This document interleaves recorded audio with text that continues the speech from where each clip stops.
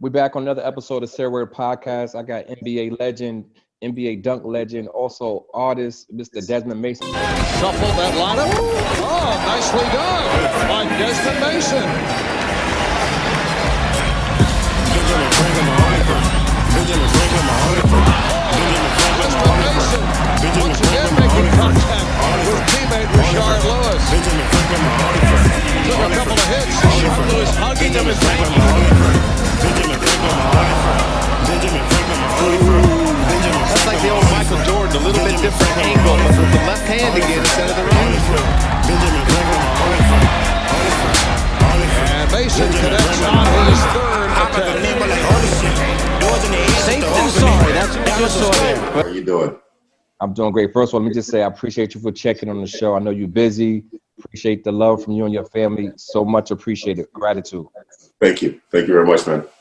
Man, let me just, I don't know if I should start with the artists or basketball. Me and my wife was looking at your paintings, and I mean, we know you being like Desmond Mason, the basketball legend. People don't even know about the art stuff. I'm gonna get into that later, but let me get into a little bit of just that's going on around the world, the basketball stuff. You being African American, and being a person that's an actual role model. Do you feel like you should use your platform to discuss what's going on with social injustice today? I definitely think there's a space and an opportunity to utilize not just my platform, but anybody that's in the public eye. But it's much bigger than just our platforms. It's much bigger than athletes and musicians. This is something that has been going on for a very long time. This is something that has been addressed with minimal progress. But at the end of the day, a platform is great because there's more voices. But the way you use your platform, as I've talked to friends about, and I've also talked to my children about, is the most important thing in what you're trying to accomplish. It's not clickbait.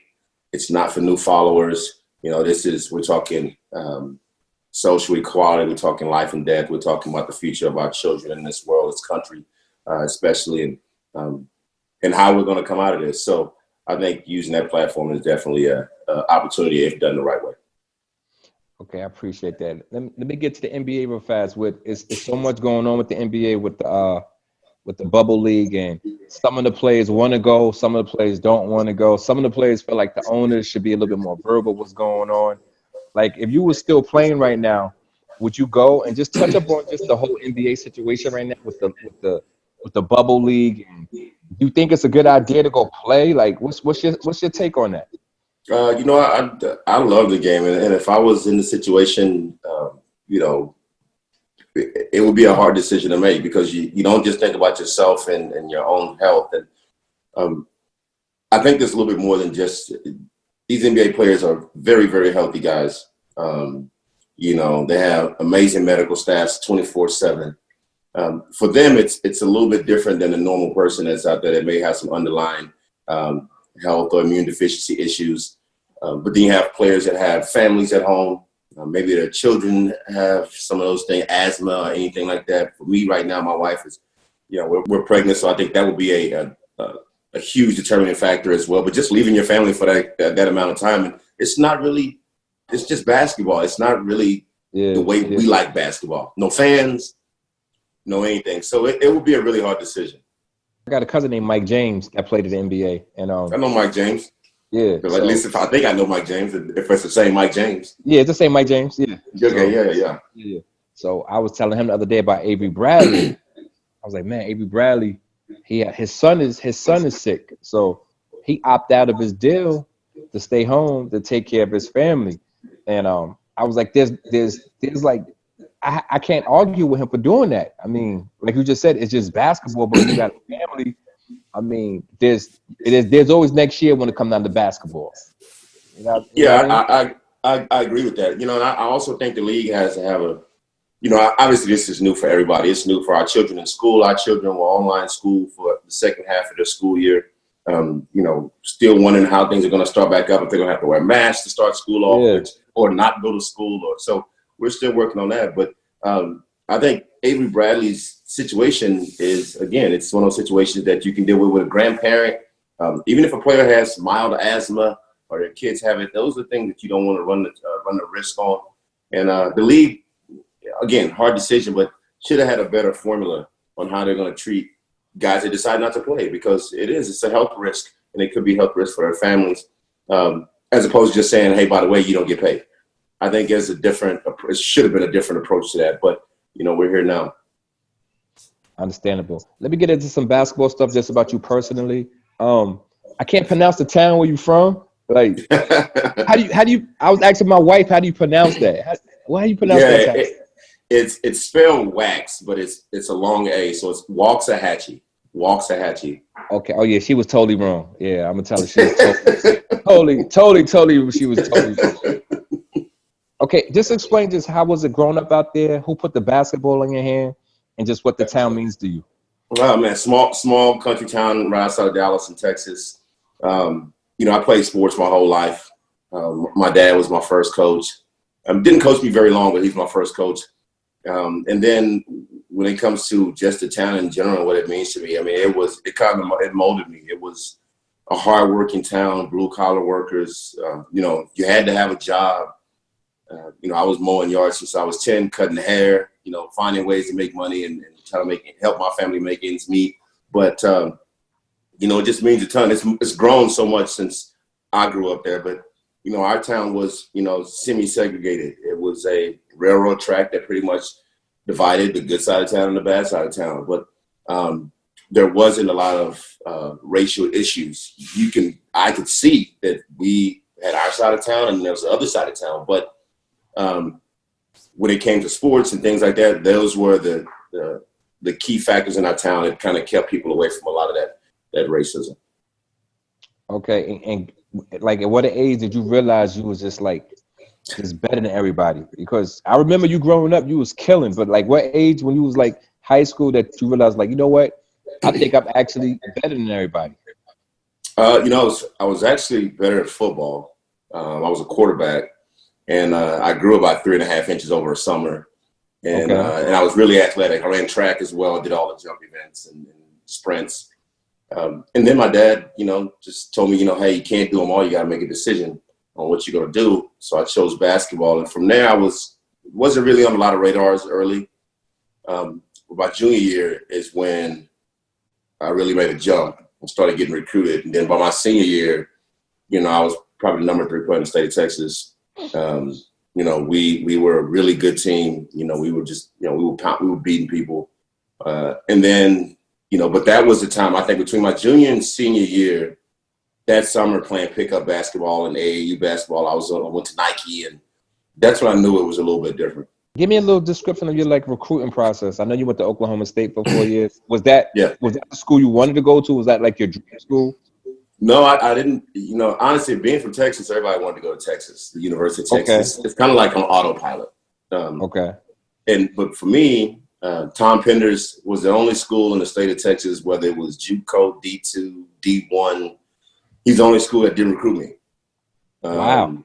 I mean, it was 92 Division I offers, and the University of Texas wasn't one of them. And so that didn't change my direction because I still, knew I wanted to explore and possibly just get out of state, go see something different, do something different.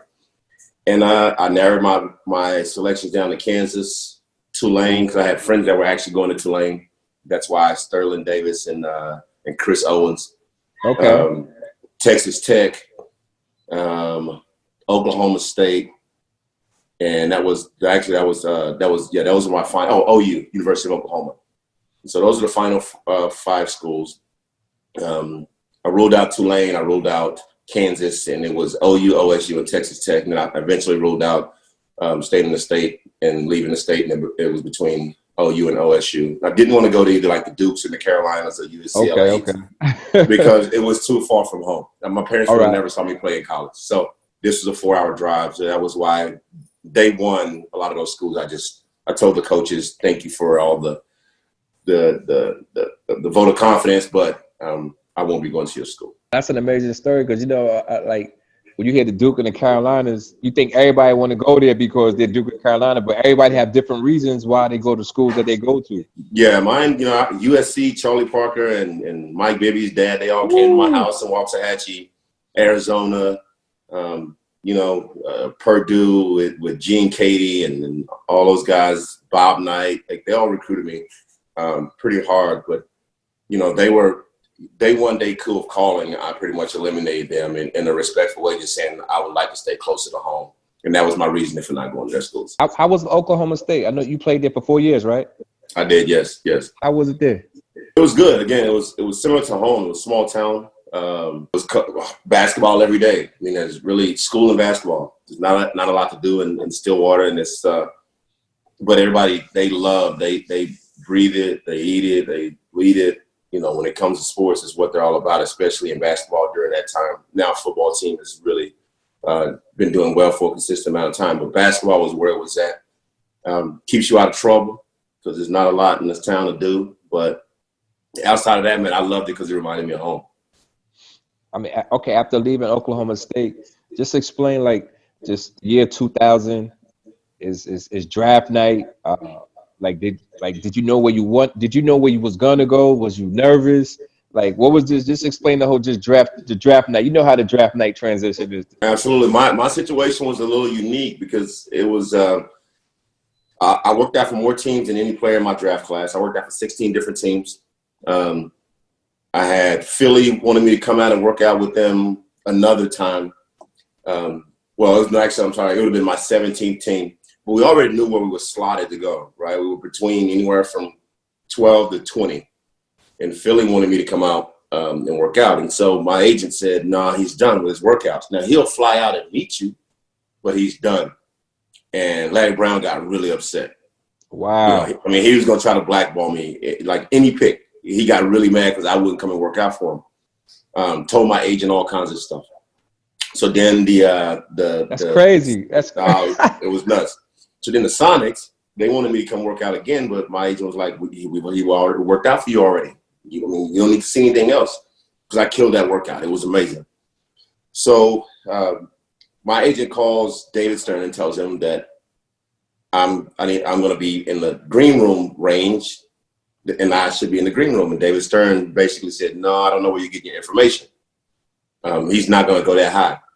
Wow. So they didn't invite me to the green room. So we just sat at my agent's house, barbecued with my family, and watched the draft. And I was sitting upstairs. I was nervous. But the morning of the draft, my agent got a phone call, and he called me. And he said, Desmond, I need you to get dressed. I was living in Irving, Texas in the off season. And I said, why? And he goes, the Dallas Mavericks want to work you out. They got the 10th and the 12th pick. And they hadn't worked me out during the course. So I said, really? And he goes, yeah, it's only going to take 30 minutes, but they want to work you out. You can go all the way up to 10. So I got dressed, drove over to the practice facility. Donnie Nelson Sr. was there, Donnie Jr., Cuban. And they gave me a basketball, told me to dribble up and down the court a couple of times. I shot some jumpers from the corner. They took my measurements. And then Don Nelson Sr. said, okay, we're drafting you. I was in there for maybe 10 minutes. And that's an amazing story. That's crazy. Yeah. So I went home. The draft happens. Courtney Alexander starts slipping down the draft. Eventually they take him as opposed to me. And then I just fall back into my normal slot. And I ended up being picked by the Seattle Sonics. And the phone rang right when the 16th pick happened with Sacramento. The phone rang. And we knew it was us. But Mark Cuban vetoed that draft. They wanted me, but he wanted Courtney because Courtney led the nation in scoring, but it never really panned out with Courtney. But Don always told me, Donnie Nelson Sr. said, we wanted you. It's like it was Cuban that screwed the draft up. So, which was probably best for me to get away from home. I did it with college, so the last thing I wanted to do was be back in Dallas. So it was good. It was a blessing, man. It changed the course of my life and my family's as well. Yo, that's an amazing story. It's so interesting because people don't know what goes on behind the scenes, like in draft. People think, like people just watching television. They sit home, they make their popcorn, they sit there, they watch the draft, and they just think, okay, he selected number 17. That's it. They don't understand it's like other stuff that comes behind that. Like it's so much, it's so deeper than what it looks like what's really going on. Yeah, man. I wasn't at Black Hawk College. I went to the Elite Eight. We beat teams that no one thought we would beat. I averaged well over 20 during the playoff. The NCAA run. Lost to Florida, who ended up going to the finals that year, obviously, with Mike Miller and Udonis Haslem and those guys. I felt like I played great, and I wasn't on anybody's draft board. Wow. No one's. And so not even first, not second round. No first round, no second round. So I was hungry. I worked out that summer, and then we went to Tempe, Arizona for the Desert Classic and the pre-draft camp. And anybody that was in my way was getting it. And so I ended up, I was the MVP of that camp. It nixed me from having to play in Chicago. And I made a pact with myself that anybody I worked out against, it didn't matter who, they were getting it. It didn't matter who it was. In every workout, every guy in my position, they had no idea what they were getting into because I was so focused. You name them, they all got it. Every single one. Every one of them. And there was ones that there was some that went higher than me, but they got it. Mike Miller, I destroyed him in Orlando. Wow. Mike, you named Darius Miles in Chicago. I got at him. It was Morris Peterson dodged me like 4 times. So it was, but we ended up all playing against each other, having great relationships. But it got me in a situation where I was in the first round, just that hard work that summer. Like I said, me and my cousin Mike, we've always been kind of competitive. But how do guys remain competitive and still remain friends with people when you're on the court? Because you really fighting for the same spots, but you're cool. And nowadays in the NBA, people would say LeBron kind of made everybody kind of like buddy. Like, how does that happen like that though? How you able to remain being competitive at the same time? I'm gunning for your spots. It used to be a competitive respect, where we friends we can talk off the court. And there really still wasn't a lot of talking then. Like, I wasn't texting, unless you were on my team or somebody I had played with. Like, I ain't texting you. Like, we ain't having a bunch of I'm not flying into the city and we sitting down and having dinner. When I played for the Sonics, I was really good friends with Michael Redd. We knew each other from Nike camp. Okay. But I think in those 2.5 years before I got to Milwaukee, me and Mike would talk before the game and just kind of say what's up. But we didn't meet for dinner. He came to my city. I went to his. We didn't do all that. Unless you were on my team, that's who I'm going to dinner with. Or now, when I played with Michael Redd in Milwaukee, and then I got traded to the Thunder, then that was a little bit different. We had 4 or 5 years of history together. We knew each other's families. So then we would come and break bread at his house, just say. But it was always with me. Once I stepped inside the lines, and Mike can tell you this because I'm a low key guy, and but super intense when it comes to that kind of stuff. When it comes to basketball, I'm very intense. And I just didn't have friends until 0-0's on the clock. Like, we're not friends, and it rubs me the wrong way, and I don't want to sound like the old guy, but but I always knew that it was my livelihood, and it put food on my table. And when I'm at work, I'm focused, and we're not friends. And guys nowadays, they're laughing and joking during the game, and it's just pulling on each other's shorts and grabbing each other's hands. I just wasn't that. I was not that guy. And I was around a guy like Gary Payton who would have been so upset if you act that way. So it wasn't in me. Because what it is, I had Chris Johnson on the show a couple weeks ago, and he trains LeBron, and all of them work out together. Like, a lot of the guys work out together like on a consistent basis. Like, back in the day, it wasn't like that. You kind of work out by yourself. You really don't really see everybody. But do you think that's bad for the game? Like, just the way it's set up right now, like with everybody just being, it's different. Yeah, I think that's breeding the situation on the court. When you see all the guys, the buddy stuff, because they all play pickup all summer together and they all work out together. I get the pickup wanting to get some good run in. I understand that. But when you go into a gym and every single player is an NBA player, and they're all warming up together and they're all shooting half-court shots together, and they're all playing pickup basketball that has zero defense in it and jacking up shots. It's just I don't see how that's good for the game. But I think the fans enjoy the camaraderie and a little bit of the gamesmanship that they do on the floor. But I think that's just a new game. I think there's things that the generation that preceded me saw us in and had to say that this is just a new game. And so when I look at it from the standpoint of how guys dress, what their focus is, how they act on the court, the social side of the social media side of it. But I have to understand that that's just the new game. Like, hate it or love it. A lot of it I don't like. But it's the game, because it was my generation probably annoyed some of the previous generations as well. So I get it. Let me get your little experience on your transition going from Oklahoma State to being drafted by Seattle. Just your rookie season and the transition from going from high school to college to the NBA. Just give us a brief description of that. Man, it is. It's a huge jump. I always try to relate it like this to people. When you go from high school to college, the game changes. But I would say that jump is 50%, right? Some guys are a little bit taller and more athletic. It's just a skill set thing. Because I was by far the most athletic guy on my team, but my skill set, I was still raw. My skill set hadn't developed. Well, by the time you get done with college and you're one of the, those top, 30 guys or so that's going to the NBA, you develop a pretty nice skill set. I mean, you know how to play the game of basketball. Now, when you go to the NBA, it's about 150% jump because they're grown men. They've been playing it for a long time. At least during my era, they understood that this is my livelihood. They understood that I'm going after you every day. I'm in my contract year. They talk about trade me. I feel like I'm better than you and I should be starting. It is business 100%. And these guys are grown men. Now you walk into the league and you're playing against a veteran is 26 or 27. Yeah. When I was in the league, veterans were 32, 33. I was Gary Payton. Yeah. And so it is such a dramatic jump from college to the NBA. In high school to college isn't that big of a jump. College to the NBA, it is culture shock when it comes to basketball. It's tough. That's amazing. And I have to say this.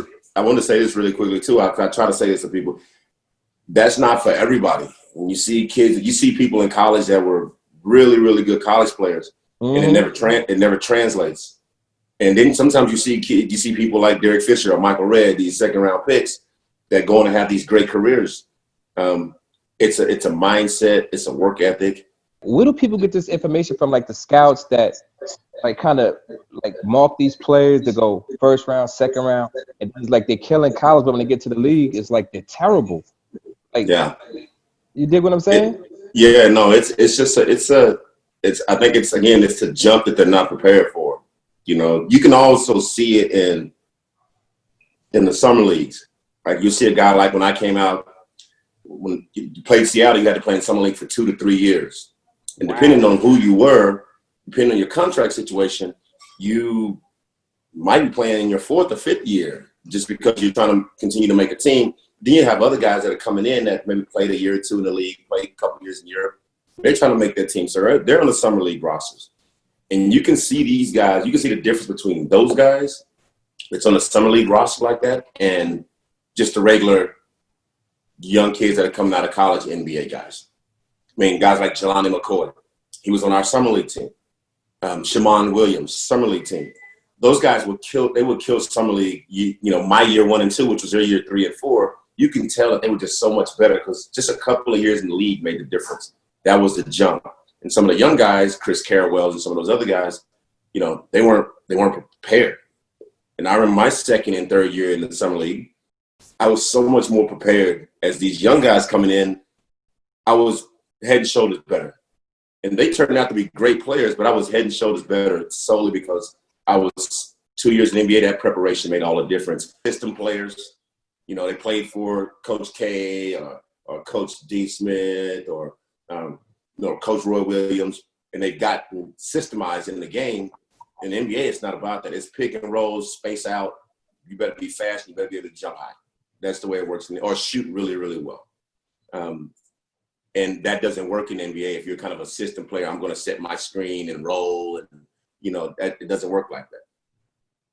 Do you think that jump from high school to the NBA, when players do that, now they have the G League? Are you impressed with how the G League is set up right now? With they making more money, it's a little different.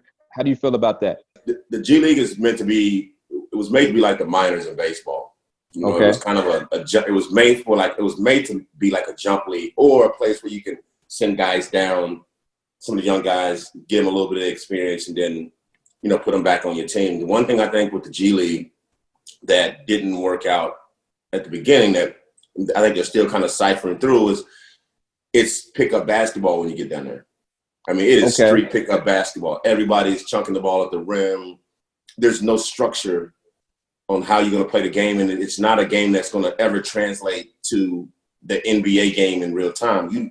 In the G League, your goal is to go down and show your skill set and hone your skill set of what you can offer a team in the league, not go down and shoot threes when you don't shoot threes. And I think that's one of the things that when you watch a G League game, you see a lot of these guys. Some guys can make the jump in transition because they were on the cusp anyway. But some of the other guys, they're going to be in G League forever. And I tell my friends that have played – I'm serious. I tell kids that have played, kids that have – they have this NBA dream, that there's a time you have to be realistic.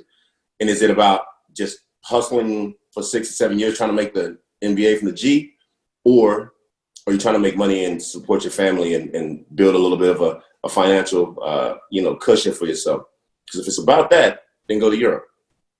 If it's about money, you can make so much more money in Europe than you can make in the G League, and it's not even remotely close.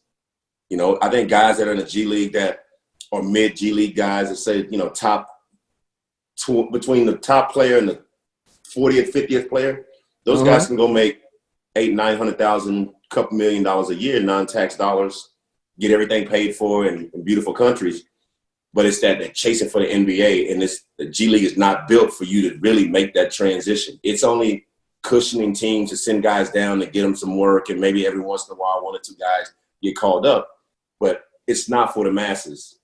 And so I think what they were trying to do is admirable, but it hasn't. I personally don't think it has evolved the way they wanted it to. I love asking that question about the G League. I get so many different opinions on it. It's amazing the opinions that I get on the G League.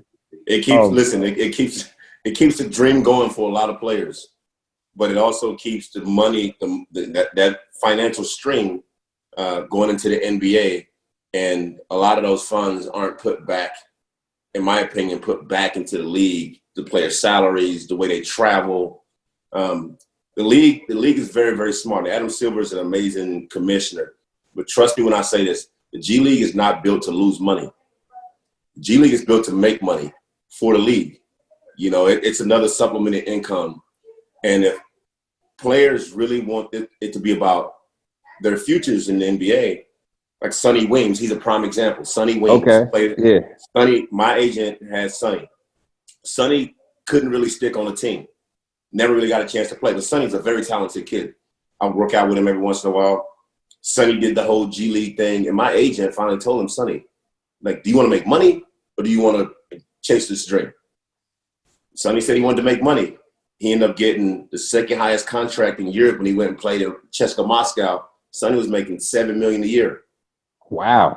Non-tax dollars. So to do that in the NBA, you have to make $12 million a year to get that non-tax number. Sonny was flying private. His cars were taken care of. He had interpreter, drivers. And I tried to just tell Sonny's story to kids that are kind of on that cusp. I'm like, listen, Sonny went and made about $30 million and then said, you know what, maybe I want to go back and try the NBA one more time. Same thing Steph did. When Steph left and went to China. Yeah. That's my guy. Yeah. He could have stayed here and chased the dream a little longer. He went to China and built an empire. I mean, the smartest thing he ever did. And I think that a lot of kids need to start looking at guys like those guys. If you can see the writing on the wall and the NBA is not going to be for you, or the timing won't just be right, then go over and do something special. Pete Michael did it out of Cincinnati. So many guys did it. You played in multiple. You played on multiple teams: Seattle, OKC. What city did you enjoy the most, and what team did you like the most? Man, it's hard. I enjoyed Oklahoma City. I'm here because I went to college, not just down the road. It's close to my family. Milwaukee was really good to me. It was the best years of my career from a playing standpoint. I love that city. I'm still engaged into that community. You know, one of the legend players in their program. Seattle, the Ackerley family, Howard Schultz ended up buying the team a little bit after the Ackerley family, but the Ackerley family, they drafted me. And Seattle is an amazing city. I think anybody that's ever been to Seattle, when it's not raining, which is not very often, they know Seattle's a great city. So, you know, I would have to say my favorite, and I don't have to do this because I have such a respect for all, but Milwaukee I had so much time in Milwaukee. Okay. And I developed so many friendships. So I would have to put that at the top of the list. I'm part of the Seattle, Oklahoma debate on a regular basis. I always tell them, listen, I came from the Bucks when the Thunder already moved. So don't ask me all the questions because I don't know. But I would put those places as equal because Oklahoma is just such a special place. I chose to live here. And but Seattle gave me the opportunity to even do any of this. So, but Milwaukee, man, so many years. I was there with Mike. So much time, so many friends, and so many cool memories, and some great basketball moments. It's hard to not do Milwaukee. Wasn't it weird though to see Seattle, the Sonics leave Seattle and go to OKC though?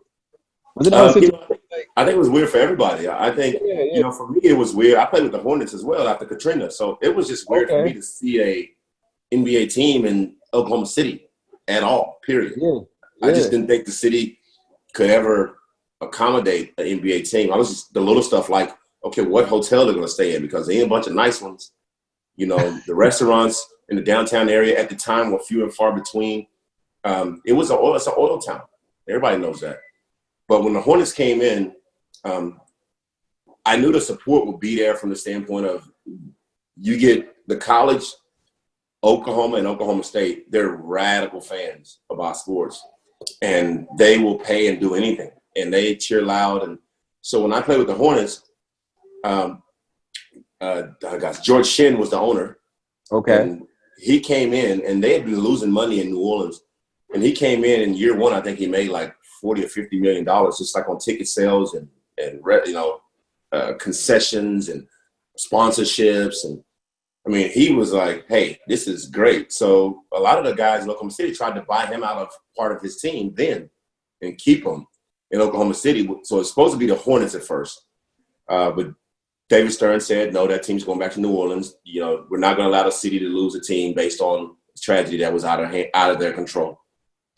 And George Shin hated everything about it because he knew he was going back to a losing money scenario.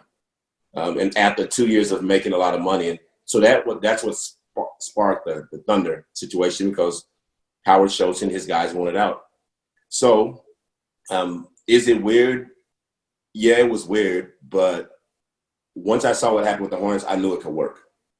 The city just had to rally. And they did. The city rallied. It sucks for Seattle, though. I mean, Seattle, they deserve a team. I heard they diehard fans out there, too, though.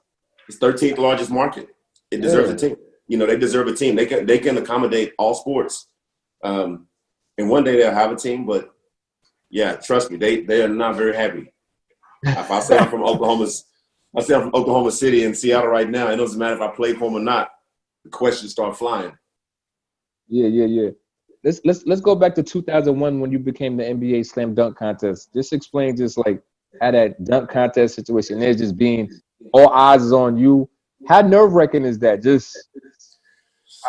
looks nerve-wracking. The first dunk was, you know, because you'd been playing in front of fans. I dunked in games, you know, on an NBA level up to that point, right? We're talking. The first dunk was really nerve-wracking, but I made it. And that took all the nerves away. And I just told myself, do what I know I can make. Do the dunks you know you can make. Don't miss dunks. Like, that's it. All these other guys gonna try all kinds of crazy stuff. Got Corey McGinty out there doing cartwheels, Baron Davis putting on blindfolds. I'm like, everybody's gonna miss their dunks. All you do is stay in it, and then when you get down to the finals, then you have to come with it, which, you know, I did. I ended up jumping over Rashard Lewis, and that's when guys weren't really jumping over teammates. And I kind of ran out of stuff to do because we had it was like 10 dudes in a dunk contest. So it was like you kind of run out of stuff to do, and I just called Rashard out. I didn't practice it. I just said, listen, standing by right here. I know I can clear this height. Just don't clip me and make me fall on my face. Just stay still, don't move. You know, and then I think I went up and missed the first one because the ball slipped out of my hand early. So they gave me a second one, and then I made the second one. And all I needed was a 50 to clinch it, and I got a 50 on it. I remember because you was in multiple dunk contests. I remember watching, like, being in New York watching the dunk contests, and some of the things you was trying, I was like, man, this dude is crazy, man. I was like, oh my God, this dude is doing. You was doing stuff that no one never seen. Yeah. So back then, you know, now these guys are out of control. Oh, yeah. I mean, these guys are out of control. But back then, it was, you know, windmills and 360s and cuffs, and, you know, you emulated what the old guys like Jordan and those guys would do, would try to find a way to twist a little bit because it wasn't a lot that people hadn't done at the time. So I would have to try to come up with stuff. And I had a couple that I always wanted to try, but I just said to myself, I hadn't made them enough to try them. So I'm not going to try them. So I had one, I would do a reverse 360, but I would take it between my legs and a reverse 360. But I couldn't make it consistently. I made it about 2 or 3 times, but I couldn't make it consistently. So the third year against Jason Richardson, we had that really good finals. When I jumped off it. Yeah, I jumped off at 2 feet between my legs. Vince did it, but Tracy McGrady held the ball for him. And I said, nah, I don't want anybody to hold the ball. I want to do it without anybody holding the ball because to jump without the ball is much easier than jumping with the ball. I wanted to do it with the ball. And so I did it. I still lost that year. It was I lost by 1 point. Jason Richardson did a reverse between the legs from the baseline. But it was a great battle between he and I. I always enjoyed the dunk contest. So it was always fun. I'm gonna get to your art stuff right now. Like I said, I was totally amazed. Like you actually paint everything, draw. Like how does this work? Because I never knew this. Like people don't really know about this. And how did you start doing this? How did you? It's amazing though. Just touch on that for a little bit. Yeah, it's you know, I've been doing this since I was 11. I actually started making ceramics, pottery first. Then from there, I went to sculpture and then on to painting. But you know, I did it in high school. I did it in college as well. I would take my portfolios on the road in the NCAA tournament. You know, while guys were doing their math or whatever, they had classes. You know, I was having to carve and sculpt. You know, that was my projects to take back, you know, when I was on the road. Once I got out of college and into the NBA, I would kind of do the same thing. I would take portfolios on the road because I would work as opposed to go to strip clubs or bars. I would stay in my hotel, or I would go have a nice dinner with myself and go back and work on some of my stuff in the hotel room because I was putting together a body of work for exhibitions throughout the course of the year. So every year I would have an exhibition and I would donate the proceeds to charity. From there, it just kind of continued to evolve where people would commission me to do special projects. I was doing inner city mural projects. So once I got to the end of my career and I was preparing for, you know, life after basketball and managing my art side of my business, I made things more for profit so I could learn how it worked. And then from there, once I retired, it was pretty seamless. You know, I made a decision to step away. It was my decision. I was ready to move on, and art just it was a seamless process because I'd already been doing it. So now, man, we do it all over the world. We do shows globally. We do Miami Basel, which is the second largest show in the world. We do a lot of projects now with graphic design, apparel design, cool partnerships with people. So yeah, I get to paint for a living. No problem with that. I have read somewhere that you said you wanted to be an art teacher though. Is that true? Yeah, that was because I didn't think I was going to get drafted. So that Wow. was what I was doing. Yeah, my major was studio art, which is basically preparing you to be an art teacher. Wow. That's totally amazing. I'm gonna put you on the spot. I only got a couple more questions for you. I'm gonna put you on the spot real fast. Okay. I got a couple like spot questions. Number one, you got to give me your top 5 NBA players right now. Active players or just in general? You could go active or in general. It's up to you. Obviously, I gotta go with Mike. And I'm not gonna go by position. I'm just going my top 5, right? Okay. I can go by position either way. It doesn't matter. I got them.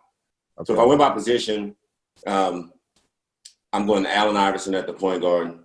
Ooh. I'm going Mike at the 2. I'm going Kobe at the 3. He's a hybrid player, so I got to go with LeBron at the 4. Okay. And if I'm going 5, I'm going with Shaq.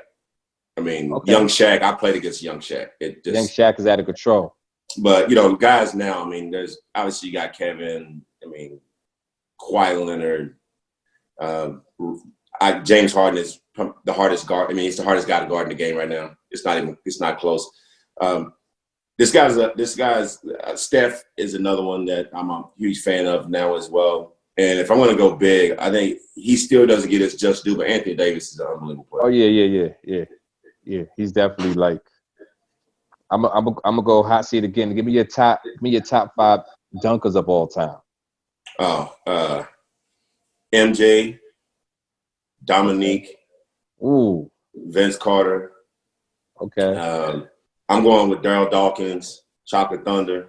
Darryl Dawkins breaking the backboard. Darryl Dawkins breaking them all, man. I'm going, and then I'm gonna go with. It's a lot of young guys. Some of the young guys, Zach LaVine. I know. I would probably say impressive. I'm gonna go with from an impressive standpoint what he can do, and I've seen his in-game dunks even more. Gerald Green. Oh, that's my guy. Oh, that's my guy. He jumps out of the gym. It's crazy. It's not even right. But there's some honorable mentions. You got Blake. You have to give Blake some love. I'm just a Darryl Dawkins fan. Not my dad was. I am. So that's probably why he's in my list. But there's just so many athletic guys. Aaron Gordon. These guys are just stupid athletic. Zach LaVine. All right, I'm gonna give you another one. You gotta give me your toughest guard, the guy that when you see him on the schedule, you're like, man, I don't feel like playing against this dude. The dude that gave you the most problems on the court. Tracy McGrady. Oh, that's my guy too. T-Back. Yeah. Oh, that's crazy. Hardest guy I ever had to guard. I've guarded them all, man. And I was the defender. It just he didn't miss very many shots.